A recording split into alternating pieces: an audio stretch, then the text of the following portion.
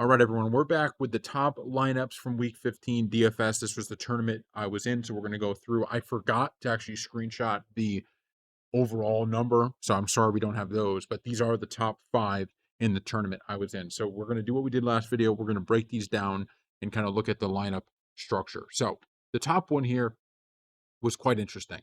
It was a stack of Goff, St. Brown, and Jameson Williams. Okay. And that's something I didn't have any, usually when I'm building these lineups, I'm like, okay, we'll put one or the other in. But this was quite interesting, stacking both St. Brown and Williams with Goff, and it paid off obviously in a big way. As you can see, very low ownership on Goff. So having low ownership on Goff, who was only 6,100, getting you 28. Plus, you had Williams catching big TDs. You had St. Brown obviously catching 2 big TDs. It was a beautiful decision by him. As we talked about in our video, we played a lot of JMO in our lineup, so he was a good play for us, but we stayed away from St. Brown, and man, did that cost us, okay? Because St. Brown was one of the best of the night, and he was only 7,900, so he really was. I mean, don't get me wrong, 7,900 is a lot of money, but at the end of the day, you had, other people on this in this slate that were even higher than that. So for him to put up 44 was huge. He had Henderson and Tracy. Now, Tracy was someone that really angered me yesterday because we had Singletary, I think, in almost 40% of our lineups. And because of Tracy's return, Singletary got basically nothing.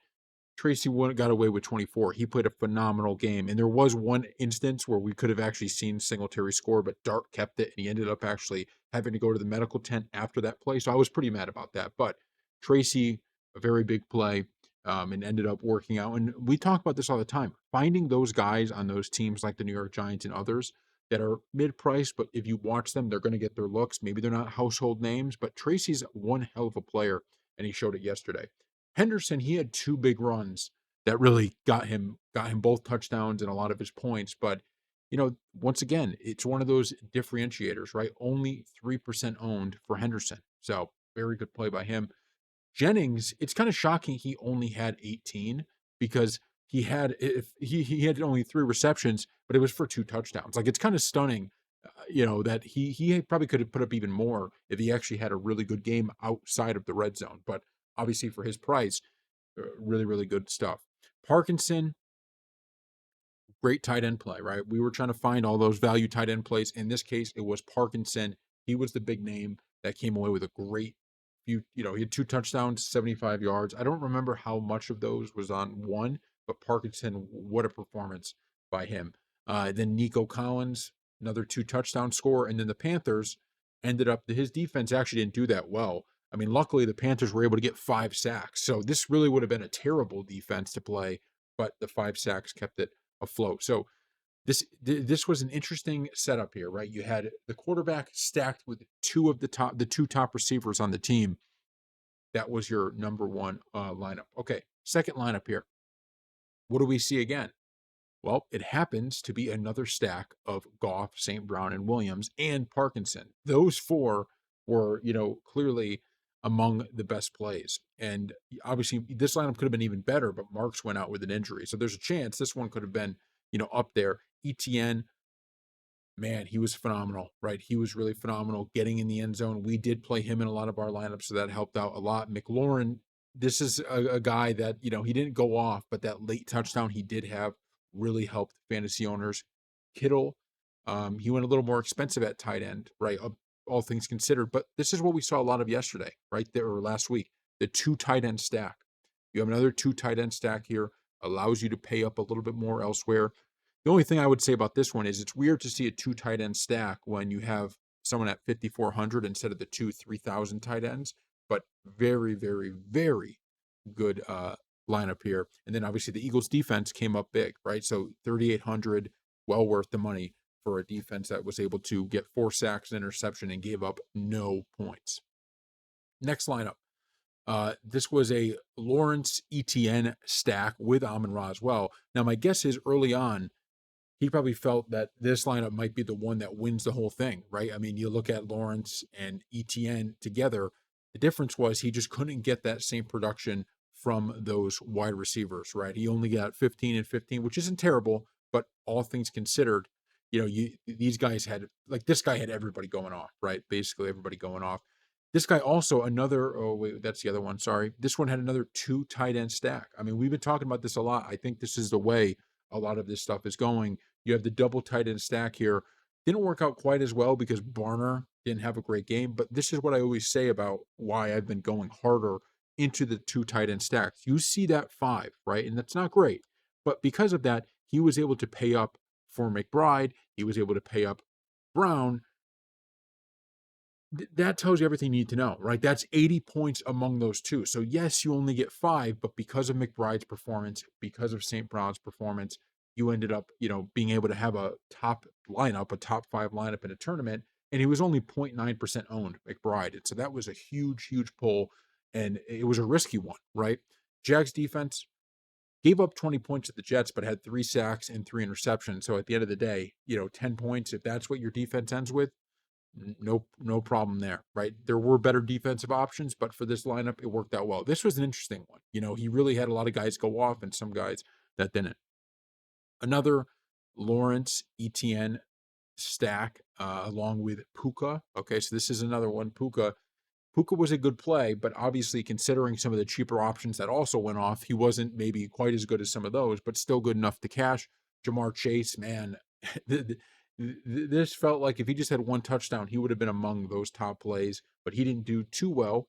McLaurin, decent. And then this was the guy we played in almost all of our leagues. Well, actually, not almost all of them, in like 40% or so, was Theo Johnson. I thought he played really well, and we had our chances at touchdowns as well. So I don't regret that. I think he could have gotten the end zone, and had he would have been one of the best plays at that price. Then of course another tight end Helm, so another two tight end stack. Right, that's what we saw again. So this one's a little more balanced, but Lawrence for his price and what he put up, quite shocking.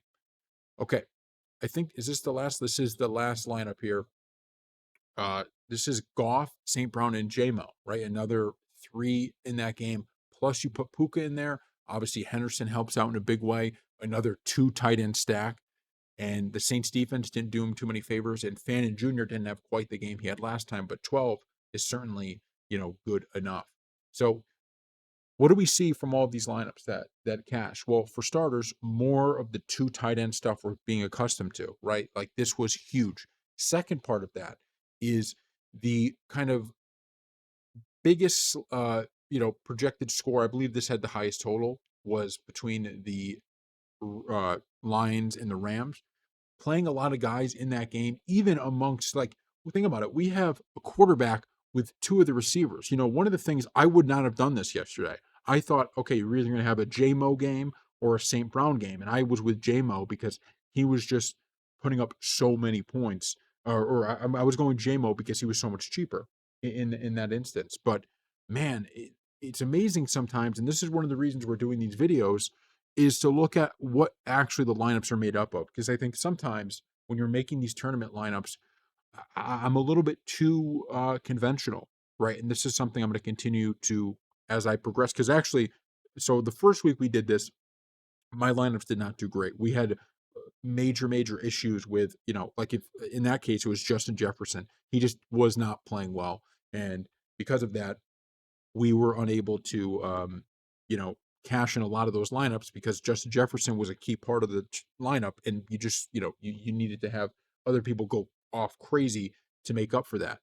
This week, ours were a little better, right? In fact, we were really cashing before the 4 o'clock games. We just didn't have, like, if we had JMO do what Amon Ra did, we probably, or we had Amon Ra just do what JMO did and you take those points off, I think we would have probably cashed in a big way. We just got around our buy-in because of that, right? Now, before those 4 o'clock games, even though we did have guys going, we were way overpaced. And so it was the fact that those games were so high scoring that really screwed us at the end of the day. But once again, be careful, and this is something I'm going to take going forward, is be careful with the conventional ways of looking at this. Another thing is, far too often, and I do this too, but far too often, you got to understand that when you see a team playing the Jets, I should have had more Trevor Lawrence than I did. I know hindsight's always 2020, but he really was a special play. That's the reason I had ETN in there. And I think remembering that and taking into account that an offense like the Jags, hey, they may use these running backs out of the backfield, little dump down touchdowns. There was one of them that was even a deeper touchdown. So kind of understanding that and going with that, I think is something we're going to definitely look forward, to do moving forward. I think, like I said, we faded Amon Ra pretty hard, and that really bit us. That really, really bit us in this one overall. But that's kind of my main takeaway is yes, you want to have your certain rules, but don't be scared in a game you think is going to be high scoring. And I wouldn't have thought, it's not that I didn't think the Lions and the Rams was going to be high scoring, but I didn't know it was going to be quite like this. And it was basically a situation where the stars came out to play. And the problem was the guys I picked in that game were JMO. He played great. And Devontae Adams. He ended up getting hurt. And he looked really good from the jump, right? He looked really good from the start. They just couldn't find him in the red zone because the Lions were they had almost two guys on him in the red zone. It just didn't work out, in a big way here. And so that I think is where we kind of missed the boat. And then obviously Singletary, Tracy, I didn't know how much Tracy returning was going to change it. I thought maybe, okay, Tracy will be only, he might even start it, but we'll still see Singletary. Problem was we had our one chance to get him in the end zone to make him a okay play, and we couldn't get that, and so we ended up, in trouble. But take a look at these lineups and use these, right? These are winning lineups to kind of build some strategies, right? Like this is one thing I've taken is 2 tight end is going to be what I'm doing moving forward because there is just a real problem I think in the NFL with receivers that are cheap, even like a 5400, like what Terry McLaurin was. He had 3 receptions for 69 yards. Let me actually look. Let me pull out my phone and let's look at how long his touchdown in this game was because it was a big one because we put McLaurin in a lot of our leagues. So let me look. Let's see. So his touchdown was 51 yards. Okay. So think about that. One reception and the touchdown was 51 yards. So without that, he would have been 2 receptions for 18 yards and no touchdown without that. Just take that into account, right? And that's one of the reasons I'm liking the 2 tight ends is these mid-priced receivers. And Terry McLaurin is a great receiver, but with how everything's going with the Commanders, he's been hit or miss this year. Obviously, he was dealing with injuries and other things.